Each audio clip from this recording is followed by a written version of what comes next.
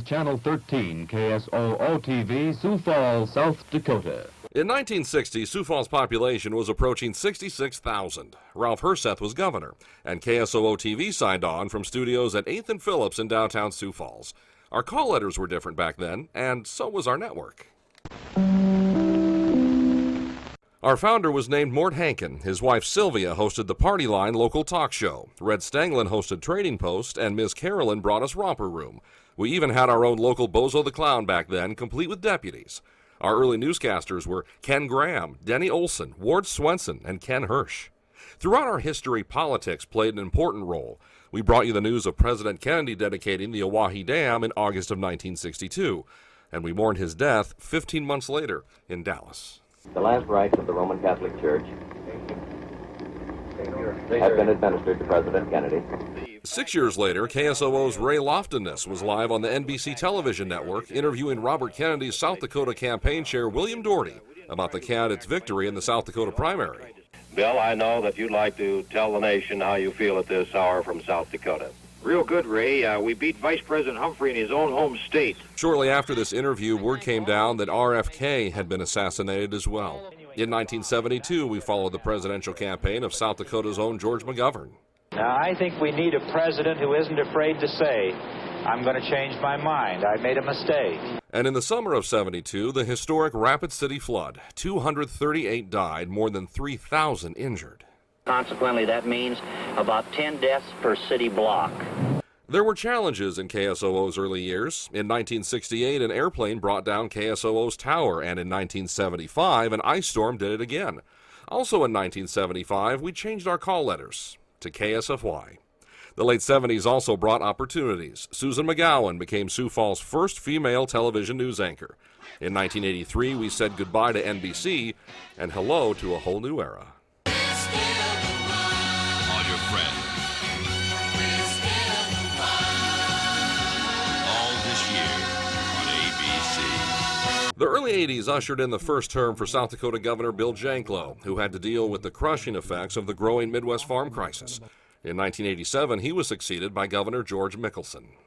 And I can assure you that as governor of this state, I won't let you down. He was the son of a former South Dakota governor, also named George Mickelson. He was universally liked statewide, which made April of 1993 all the more heartbreaking. Witnesses say the plane sheared off the top of a silo and crashed into a barn before being engulfed in flames. Lieutenant Governor Walter Dale Miller finished Mickelson's term before Bill Janklow would return to serve 2 more terms in office. Janklow would lead the recovery effort in the summer of 1998 after an F4 tornado nearly wiped the town of Spencer off the map. Here's our job as government. We're to do this, but let's make sure we do it the most efficient way possible. Later in 1998, Jesse Ventura was elected governor of Minnesota. One of his first sit-down interviews after taking office was with KSFY. Whether or not it was the right decision remains to be seen. History will react to that. 2001 marked the first time in South Dakota history that cameras were allowed to record a session of the South Dakota Supreme Court, and we were there. Just a few weeks later, KSFY brought you comprehensive coverage of the day that changed all of our lives.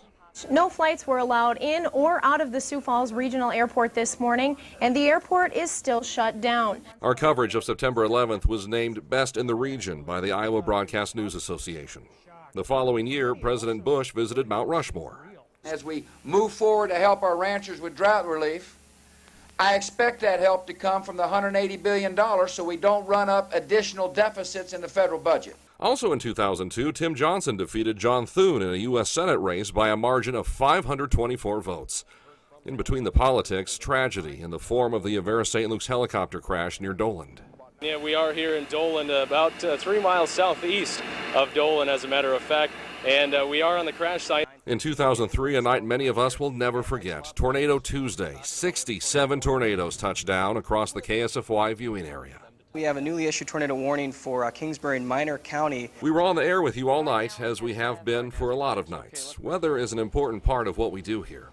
In 2011, we were the only South Dakota TV station to move a majority of our news operation to Pierre to cover the Missouri River flood.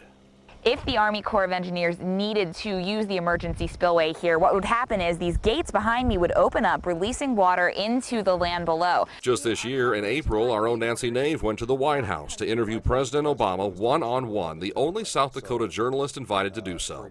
And she broke the news that in May, the president would be visiting Watertown. I have now been to all 50 states as president, and I was saving the best for last. We brought you live coverage from the president's arrival in South Dakota until his departure. From KSOO to KSFY, and from one channel to multiple channels.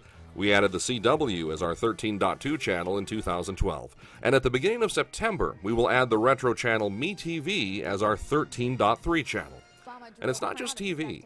KSFY is now with you through our website, through KSFY on Facebook, on Twitter, our Roku channel.